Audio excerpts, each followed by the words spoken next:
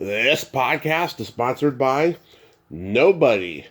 Hey dudes, welcome to Splat from the Past, the only 80s themed horror and sci-fi show where things can get totally radical. Now today I will be welcoming Steve Gladstone. Steve is a Florida-based actor, and he was in one of the most criminally underrated comedies of all time, the 1979 overlooked comedy classic masterpiece, Hot Stuff, celebrating its 45th anniversary. If you've never seen it, go on YouTube and watch it. It's got Dom DeLuise, Jerry Reed, Suzanne Plachette, Ozzie Davis, and so many other crazy characters.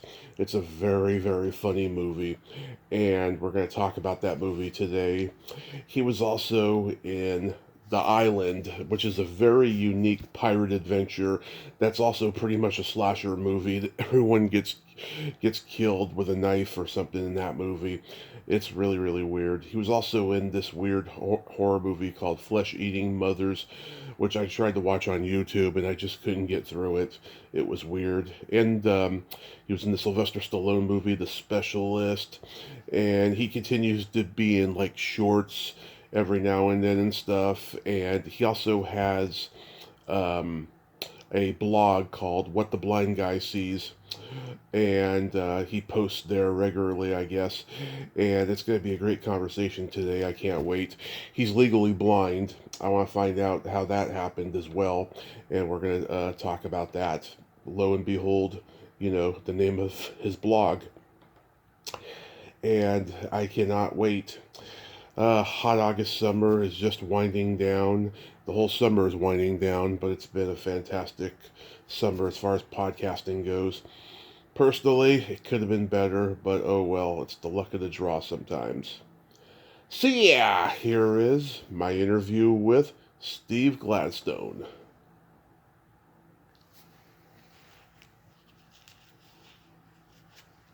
So, going back in time, did you gravitate toward acting early on in your childhood? Yes, I did. Well, not super early. My first acting gig, if you will, was at a summer camp in northern Georgia. Mm-hmm. I was I guess 14 or 15 years old, and I played Henry in the Fantastics musical, and I was hooked. And I never looked back at that point. Wow. So did you then participate in a lot of school plays and community theater? Well, another good question. In high school, after I caught the bug, I was in 11th grade and signed up for drama class and got cast in The Crucible. Oh, yeah. And that was my first quote-unquote drama. I was Thomas Putnam. Wow. I just downloaded that into my brain. Mm-hmm. And then I did a few other shows, and I went off to the University of Florida after graduating high school. And my major was in psychology, but I was going through the student union and saw a notice for Paint Your Wagon, the musical. Oh, yeah. I said, I want to do some more theater stuff. So I auditioned, got a role, and did several plays while I attended the university. And actually from there I got my first paying gig in Waiting for Godot, and that was, I thought, wow, people are going to pay me to do this thing, this acting thing? Wow. Anyway, that's sort of a thumbnail of my earliest days of acting. So you're born and raised in Georgia? No, I was born in Coral Gables, Florida. Oh, okay. On the University of Miami campus. I was wont to tell people I was an experiment. Mm-hmm. That went awry. So, were you born with blindness? Well, yes, but I didn't know that. It was a rare eye disease called retinitis pigmentosa. Mm-hmm. So, in its its recessive state, not to get in the weeds about how this disease works. I was actually diagnosed when I was 17 because I was complaining of some night blindness, and my mom took me to the ophthalmologist, and he discovered some dark spots on my retina, and so I went to the Bascom Palmer Eye Institute at the University of Miami, and they officially diagnosed me with retinitis pigmentosa, which is commonly known as RP. Mm-hmm. And but I was 17, I could still see, and when you're told you're going blind and you're 17 years old, you sort of ignore it, right? So I went on and played football and basketball and drove cars and chased girls and the whole thing. Oh, that is awesome. Then by the time I was about 25 or 26, brief story, I was driving home from my job. I was a manager at an electronics store called Sound Advice. Mm-hmm. I was driving home at night. I had my pink Plymouth Fury Mark III convertible, driving down I-95, and suddenly I hear the voice of God, pull over! Pull over! And I didn't know what the heck was going on. Apparently this police officer was tracking me for about 2 or 3 miles. He had his lights on, but I didn't see them. Mm-hmm. That was part of the problem. And he pulled me over, and he was just stunned. And he said, let me see your driver's license. I said, well, what seems to be the problem? He says, well, for starters, you were using 3 lanes to head south, and you're only entitled to 1. Mm-hmm. I said, oops. And I gave him my driver's license, and he was staring at me on my driver's license and staring at me again, my driver's license again, and said, son, what's wrong with you? You don't seem to be drunk or stoned. And so I said, well, and then, I just confessed. I said, hey, got an eye problem. I'm losing my sight, and it's hard to give up driving when you're 26 years old in South Florida. Mm-hmm. And he handed me back my driver's license and said, well, I knew there was something really wrong with you. And I said, how'd you know? Besides taking up 3 lanes. And he handed me back my driver's license, but it was my Visa card. Yeah. And I said, oops, and hung up my keys at that point. You gave him your Visa card. Oh my God, that's crazy. But that's good though that you've been able to go through life with it, and it hasn't really affected you that much. Yeah, believe it or not, you get used to being blind or in a wheelchair, or whatever. At first, it's an adjustment, and now I just say it can be very inconvenient. But other than that, you go about your life and you do what you want to do and what you can do. So that's what I did. That's awesome. So did you join like a repertory theater company after college? Well, no, I didn't. I sort of flopped on the deck for a while because I needed to make some money and pay my rent and all that. And so I didn't do much. Well, I did some community theater right after college, and that was a lot of fun, but it's not a paying gig. I just did that for kicks. Right. So I got my real job as a salesman at Sound Advice, the electronics store. And one day a couple came in to buy some hi-fi, and they had a little production company, and we hit it off real nice. And, I have a character face. Yeah. And sort of a quirky personality, if you will. Mm-hmm. And they introduced themselves, and they said, you should come audition for us because we do a lot of commercial work, shooting commercials, and I think you'd be an interesting character for commercials. And I said, okay, cool. And I didn't think much about it, but I went for an audition there and booked it. And because the director's wife thought I was cute. So and it was a paying gig, very nice paying gig. And from that point, actually, wrong. Before that, Mm-hmm. I actually got an agent. Uh-huh. I just remembered this, and she sent me on a commercial for milk that was to be shot in London. I mean, it was to be played on London TV, and I had to be a guy who was a fast walker. And at the end of my walk, I smile at the camera and I drink a glass of milk. Mm-hmm. We had to do it 8 times, so I won't tell you what happened to my stomach, but it was pretty intense. Yeah. And I was paid $500. I said, "Holy mackerel, that's a lot of money!" And I was digging it. Anyway, after I landed this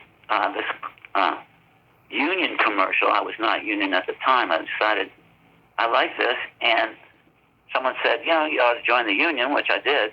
Yeah. And did a lot of commercials as a character actor.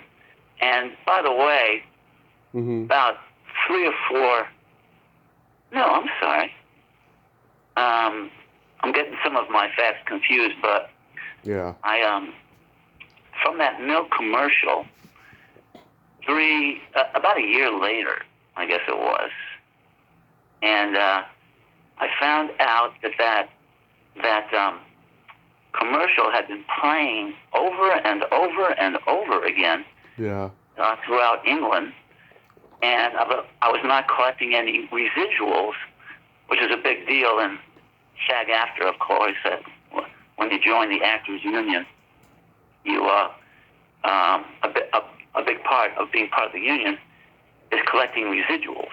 Mm-hmm. And they figured if I was a union player, I probably would have brought in by that point $3,000 or $4,000. I'm going like, oh, yeah. And that's actually when I joined the union, and then I got that first union commercial for Isla del Sol.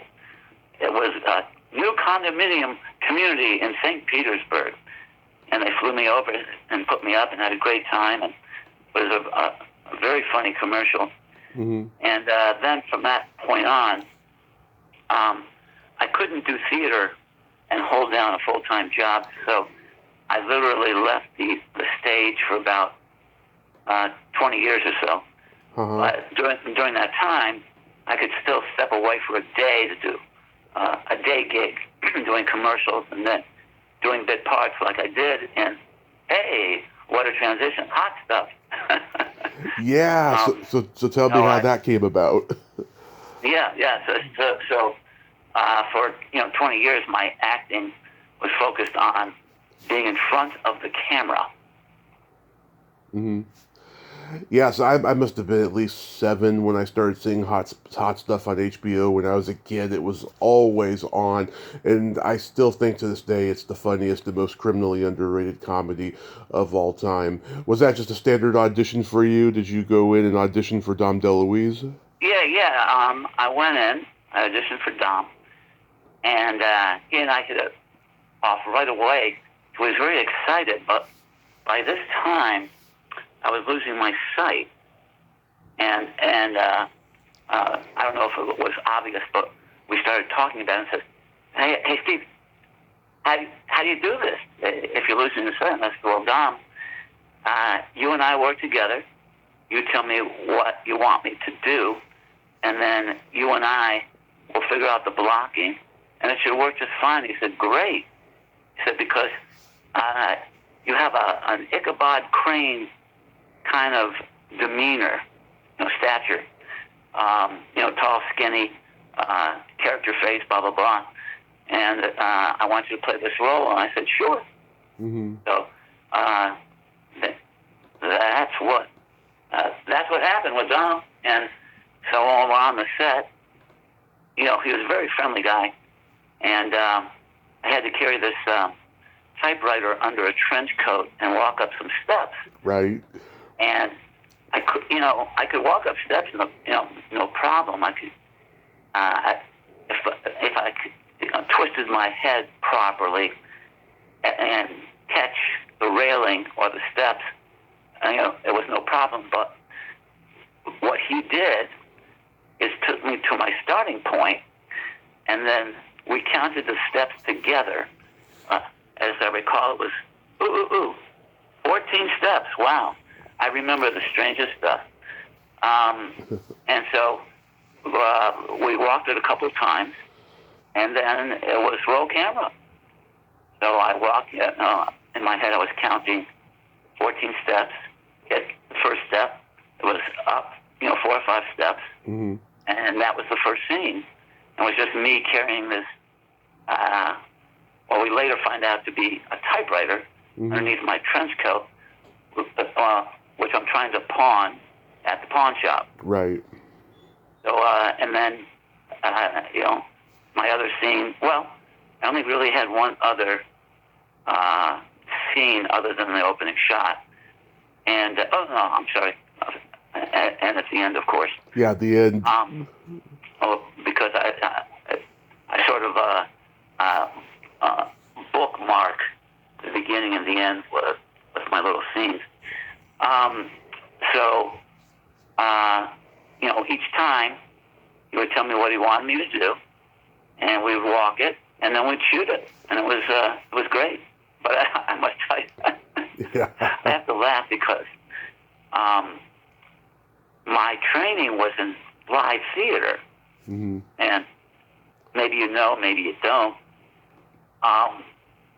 There's a difference in approaching your character on stage that's very different than on camera. Right. And in fact, I took a workshop once, and the instructor said the big difference between, and Michael Caine also pointed this out, that movie with Michael Caine, but pointed out that in theater you have to be a little bit above normal, and on camera you have to be a little bit below normal self, your normal self. And that didn't sink in until I was on the set with Dom DeLuise, because my first line was Jaime, and then I had to start, negotiating with Jaime to buy this broken typewriter. And so I start to negotiate, and Dom says, cut. He says, come here, Steve. I walked over, and we had this little corner conversation. And he said very quietly to me, he said, Steve, repeat after me. I said, okay, Dom. He said, 20 feet. I said, 20 feet. By 40 feet. I said, by 40 feet. 20 feet. I said, 20 feet. And he said, that's the size of the screen. And I've got a close-up on your face. So if you just even slightly lift your eyebrow, it's huge. He said, your voice, bring it down. I said, oh. And we shot it again, and it was fine.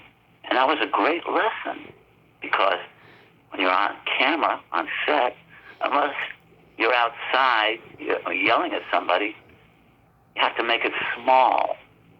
So I learned how to make it small. Thank you, Dom DeLuise. Yeah, he was just a comedy genius. No one like him. I think because he was such a nice guy, he gets overlooked, while a lot of the assholes in comedy get celebrated way too much. Yeah, he was a really great director. Yeah. Yeah. I talked to an extra that was in this movie. He's a film historian now. He told me that Dom couldn't direct the party scene and act in it at the same time because, all hell breaks loose in the scene. So Rico Browning, the second unit director, directed it. Right. Yeah.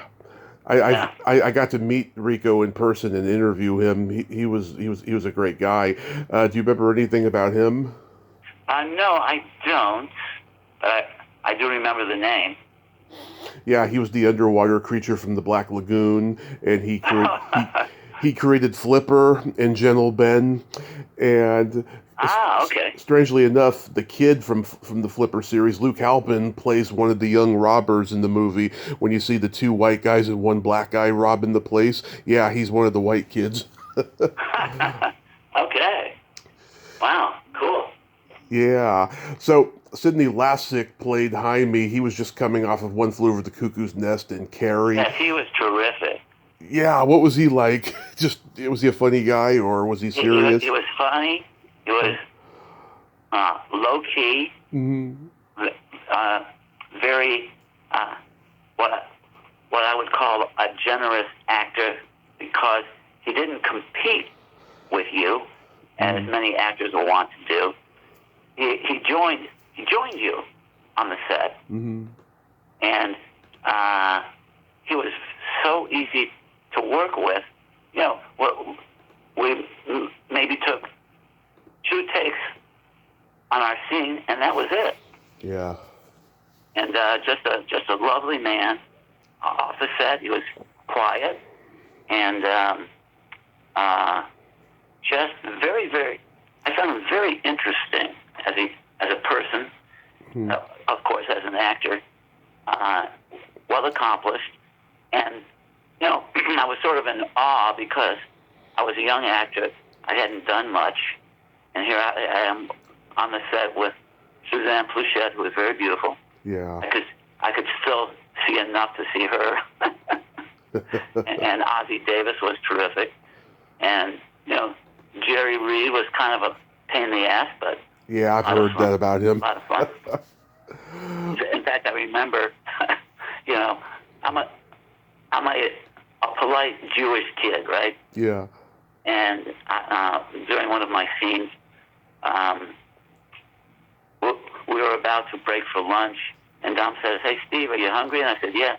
And he handed me a block of cheese that already sliced, right? Mm-hmm. So here am I gingerly taking a piece of cheese, and then I take another piece, and Jerry Reed walks over to me and says, "I'm hungry, give me that." And he just rips off a whole chunk of it and slams it in his mouth. And I'm going like, okay, no more cheese for Steve. Oh, that's great. Yeah. Louis of Avelos. Oh my God, I'll never know how he got cast in this movie. He's so damn funny. Just being the short Mexican who's the butt of everyone's jokes. Yeah. And also, we can't forget Matthew Birch, rest in peace, who played Clifford. He had those big bug eyes, and he was in Caddyshack like a year later. And everyone remembers him from Caddyshack because, he's on a boat while Rodney Dangerfield is like speeding his boat. And Rico directed that scene in Second Unit. Yes. Coincidentally. Yeah. I kind of feel bad that I actually didn't bring this movie up to Rico, but we did talk about Caddyshack, though. He had his grandson accompanying him and stuff, and I didn't want to keep him super long during that interview. Mm-hmm. I love the scene when Dom gets high with the old rich couple and he can't stop laughing. Yeah, right. Yeah. Funny scene. And then he starts eating Jerry and Suzanne's lunch. Yeah, that's hilarious. But like that last moment though, when Jerry and Suzanne are making out and you leave Dom's house with the family TV and you turn to the camera and give a wink. And wink. It's so priceless. Yeah. And then you're doing the mug shots, you look up to your right like you're doing an actor's profile. Right. Yeah. I forgot about that. That's so great. It's really funny. I haven't seen, pun intended, hot stuff for many years because by the time I was say 35, I was totally blind, and now I'm 103, Yeah. and haven't seen it. It's on YouTube. Yeah. A couple people have uploaded it because it's such an underrated movie, like I said. So next you do The Island with Michael Caine. You got to play a pirate. How was that experience? Well, that was very interesting because the best part of it was, well, I may as well tell you this. We were off the coast of Key Biscayne in South Miami, and the set had to be, I guess, a couple of miles out because it had to appear to be just in the ocean, no land, and so we had to take a cigar boat out to the set. When I did my scene with Michael Caine, it takes about 10, 15 minutes to get out there. So he and I had a chance to chat, and he was smoking a big fat cigar, and the boat was boom, boom, boom hitting the waves, and I was getting nauseous. Yeah. Getting really nauseous. So after a while, I had to vomit, and I turned to Michael and I said, "I'm sorry, Michael, but I gotta toss my cookies." And he said, "Don't worry, bloke, I'll help you." And so he grabbed me. I slung my head over the side of the boat, and we're still going boom, boom, boom. And he held my head down and said, "Go ahead, mate, blow." So I vomited, and then I was fine. Mm-hmm. And then we had a nice chat. I think his daughter, maybe his wife's name was Monica. He just had a new baby girl, and was very proud of her. Anyway, we get to the set, which is a big, huge boat where the cast would stay, and it was air conditioned, and the food was great. And I forget the director. Oh, Michael Ritchie. Michael Ritchie. Yeah. He wanted to shoot my scene with having the sun in a particular spot in the sky. And so for the first 2 days I was on the set, I didn't have to do anything because it was cloudy. And my makeup took, like, I want to say, an hour and a half to 2 hours each time. Bob Westmoreland was the makeup artist. He was one of the makeup guys for Star Trek. Right. And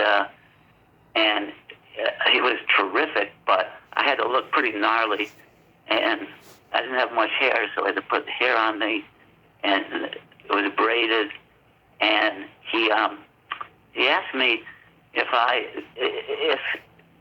wouldn't mind that he shaved part of my eyebrow because he gave me some scars. And I said, "No problem." He said, "Well, look, if I do that for the rest of your life, those hairs, when they grow back, are going to grow back longer than the rest of your eyebrow."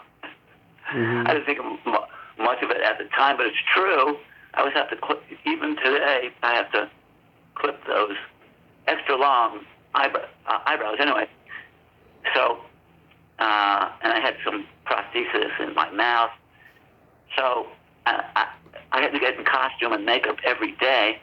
So the first 2 days, I just sat around because we couldn't shoot. And then the third day, the sun was just right, and it was a sort of the end of the hurry up and wait syndrome. And they took me out to the set, which was water. Yeah. And I had they had to lower me into the water, and I had to grab a ladder and hoist myself up to confront Michael Caine. And it was actually a serious thing, but I think it turned out kind of funny because Sounds like it. I jacked myself up over the side of the boat, and I had to pull out this big old knife, which I do. Mm-hmm. And I think it was sort of like a Harrison Ford in Raiders of the Lost Ark, Yeah. where Harrison is confronted by this wild-ass karate guy who's doing all these movements, and he's scary and frightening, and Harrison Ford just pulls out a gun and shoots him. Yeah. so here I am. I'm snarling at Michael Caine because I'm a pirate. I'm a pirate. And I put on my big old weapon, and I'm going to slice him up. I'm making these moves. He pulls out a little gun and shoots me, right? Right. And you know what a squib is, right? A squib. Oh, of course. A blood bag. So I had 2 squibs in me. And so he's supposed to shoot me, and then the guy controlling the squibs is supposed to explode the squib in my belly. But we had our signals mixed up, so Michael Caine pulls the gun out, he shoots me, and I grab the left side of my stomach, but the right squib went off. So I grabbed the wrong side. So, of course, once the squib explodes, there goes your costume. Yeah. So, fortunately, they had another shirt for me. So we reshot it, and everything was fine. And that was it. That was my big scene. But I remember back then, they had to pay me since I was in the union. Hey, I'm a union guy. They had to pay me. Yeah. And this is like 1980, maybe 1981. 1980. Yeah. I made $2,500 for this one little baby scene. Wow. I got a check for $2,500, and even still to this day, I get residuals of a whopping $2.73. But it's kind of fun, and so that was that one. And then my other, I know you're going to ask me about The Specialist, right? Oh yes. That was my my third gig,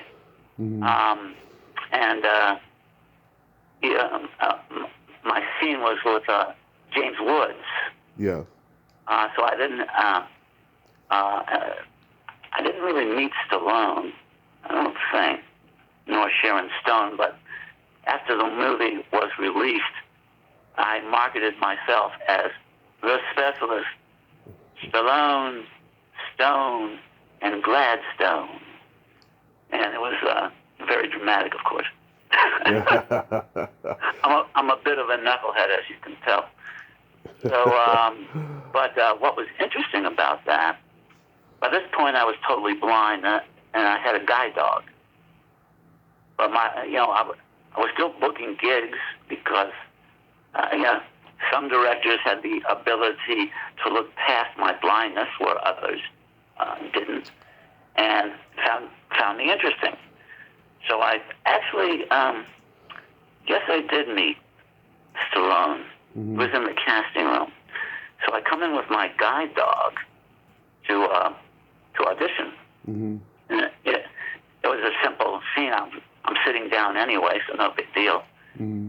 And they liked my read so much, they changed my character to a blind guy.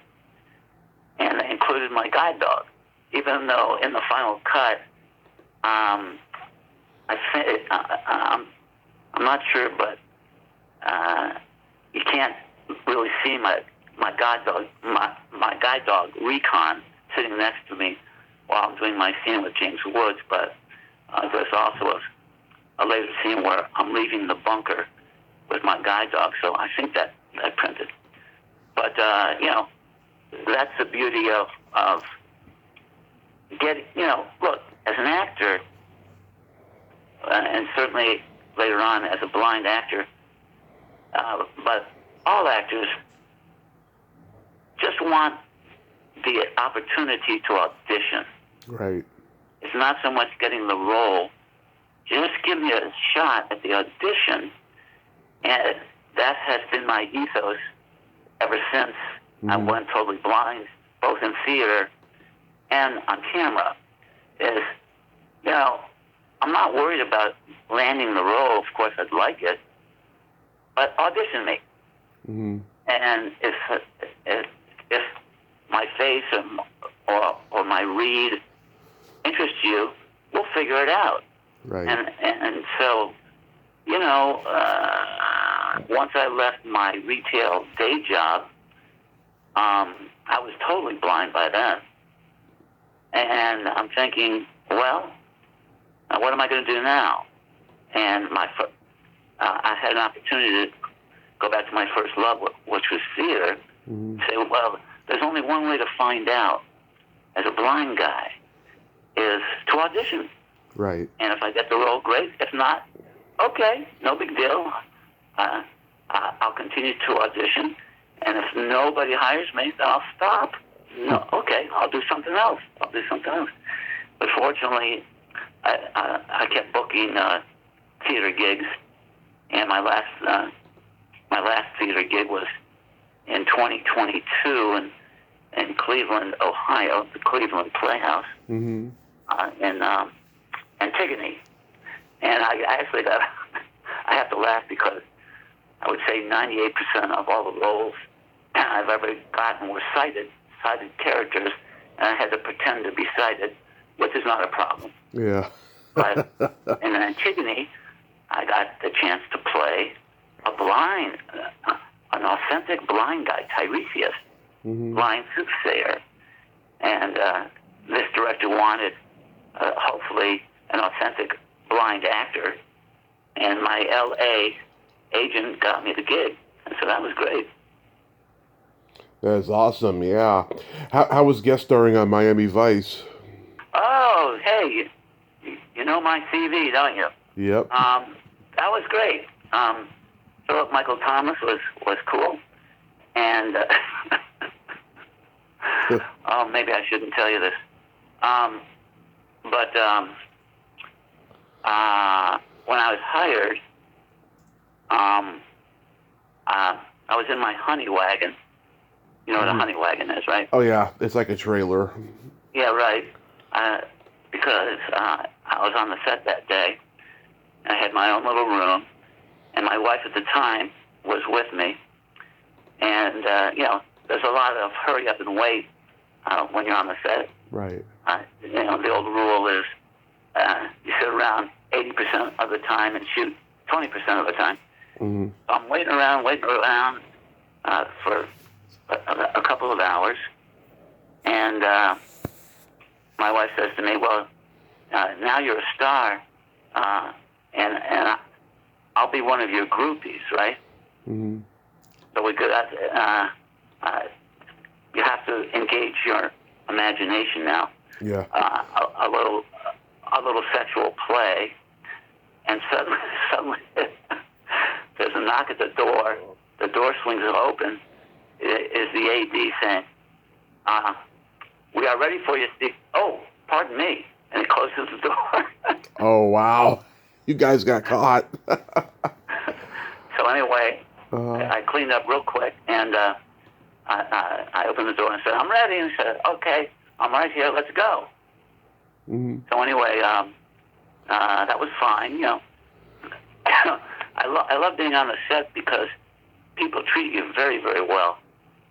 And so we shot our scene, and I was surprised to find both of these guys kind of short. I'm a tall guy, right? Yeah. But when you're watching TV, they look, tall. So we did it in like one or two takes, and that was great.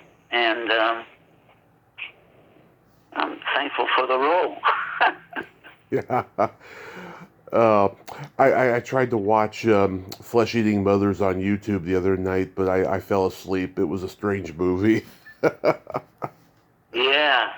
Well, I like strange movies. I would be a great zombie. Yeah. Did you have fun making that movie? Uh, uh, uh, which one? Flesh Eating Mothers? You know, on IMDb, I asked them to remove that because I was not in that. Oh, okay. Yeah, like I didn't see you or anything. I just fell asleep. I was just doing research and I was just like, this is a strange movie, and I just fell asleep. Yeah, no, I was not in that, and I I wrote the proper note saying, you know, please take it off my credits, but Hmm. what the heck, right? Yeah. And if I was casting it, that would have been fine because when I was a kid, my brother-in-law, my brother Frank, who's a terrific animator, Hmm. uh, we made our own little home movies with our Bell and Howell 8mm, Super 8, and yeah. you know, we love famous monsters, Boris Karloff, Hmm. Bela Lugosi, and there was a magazine. I think it was called Famous Monsters magazine, Right. and we just love that stuff. And I love the horror genre, Same here. and would have loved to have the Halloween 18, whatever, but never had a chance to do a horror film. Except, still, I must confess, Hmm. every Halloween I listen to Night of the Living Dead. Yeah, I love that movie. Oh my God, Yeah, I've interviewed people from it, and it's just an amazing, amazing movie. It changed the horror genre, but like people didn't know where to go from there for a while until like The Exorcist and the Texas Chainsaw Massacre. right. Yeah, Yeah, yeah, good. Yeah, I agree with you. It changed the genre because it was so realistic. Uh, so, the premise, of course, was so far-fetched, but right. George Romeo shot it so realistically, and the music was terrific. And I love the sheriff. Beat them, burn them. They go pretty quick. It's like, Yeah, it's like, okay. So, I caught into the genre. Absolutely. it's fantastic. Yeah. So what do you got going on these days? Well, I, I, I don't audition actively anymore because I'm now an older actor, Hmm. notwithstanding that I'm a blind guy. And so I do still get calls occasionally, or I still read the notices. And if I find something that I'm interested in, I'll contact the director and say, look, here's my sitch. I'm still in South Florida, so most of the directors know me. I'll say, I'm blind, but now I've developed some balance issues. So when I leave, sometimes I leave in my wheelchair, right? Right. But I can still walk with help. I can't walk on my own because of the balance issues, and being a blind guy, it makes me how you say in your language, challenging. Yes. But I say, look, if you see a character X in a wheelchair, notwithstanding blind, but certainly in a wheelchair, maybe it'll add a layer to the character. I'd love to audition for you, and that has worked a couple of times. And but I don't actively pursue it. I don't, I kind of kick back and let the up and coming middle-aged actors, if you will, take those roles, and I'm content. I'm content with my acting career, and I'm now on my third career. Hmm. Since you asked so nicely, I've become ipso facto a journalist. About 14 or 15 years ago, an acting buddy of mine who became an editor of an online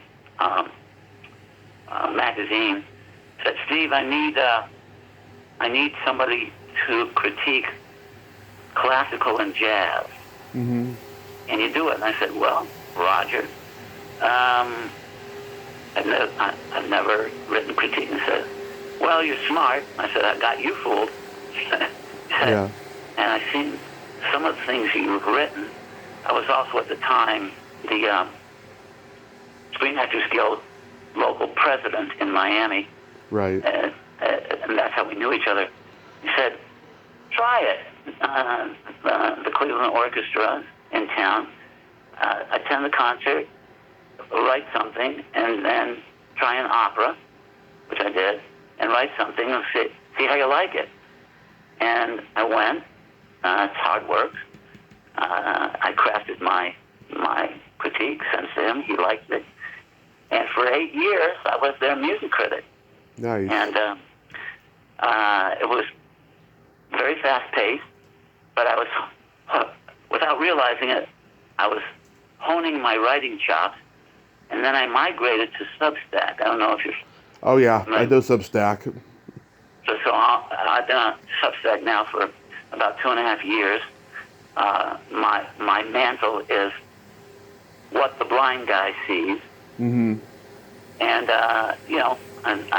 I write political satire, what I call responsible irreverence, Mm-hmm. and light extemporanea. And I'm now being paid by my subscribers to write. I'm going like, I feel like the way I did when I was a young actor. Yeah. People are going to pay me to do this, and Yeah. so I'm having a ball. I'm having a great time. That is awesome. I went on the on the blog site and saw one of your latest postings and stuff. I think that's great that you're getting all of that out. Yeah. Thank you, because I'm trying to retire. I'm in my 70s now, and I'm going like, "Steve, it's time to kick back." But no. I need to stay active because that's who I am. Right. And so this is now, since people are paying me, I feel obligated to write. When I first started on Substack, I just wrote something when I felt like it. Now I try to publish something at least once a week, and so it's keeping me busy. And I'm also a playwright. Right. That I started back in the how old was I? My goodness, back in the late 80s, early 90s. Mm-hmm. I hooked up with a guy who approached me and said, he said to me, "I'm a music guy, and you, Steve, are a words guy. Let's collaborate on a musical." And we wrote a couple of musicals, one of which we won an ASCAP award. The University of Miami was hosting ASCAP, and Stephen Schwartz, I don't know if you know who he is. I've heard the name. Pippin, Wicked. Yeah. And the guys who wrote the Fantastics. Oh, yeah. Which is the longest running musical in the history of the world. Yeah. Tom Jones and Harvey Schmidt were on the panel, and our play, South of the North Pole, a Christmas play actually, was chosen as their subject to critique, and it was for the playwriting students at the U of M, and that was great. And then my writing partner moved out of town. We lost touch, and then I was out of it. And recently, I was approached again by him and another fellow they want to collaborate on a new musical, and they asked me to write the book. I'm going like, holy mackerel! Mm-hmm. I'm getting a little too busy here, but it's a good It's a good problem to have. Mm-hmm. So I'm a busy dude, and loving life. It sure sounds like it, Steve. You are amazing. I'm so glad that you have all that going on, and I'm so glad you could come on today. Thank you so much. My pleasure, and thanks for the interview. Absolutely. You have yourself a great rest of your day. Be safe out there. You too, sir. Thank you. Bye-bye. Adios. Well, there you have it. Steve Gladstone, ain't he a cool dude? Oh my God. He is just so passionate about what he does, and he doesn't let his disability get in the way. I enjoy talking to him so much, and I'm so glad that we could have that conversation today. Sorry for the truck outside during the vlog part section.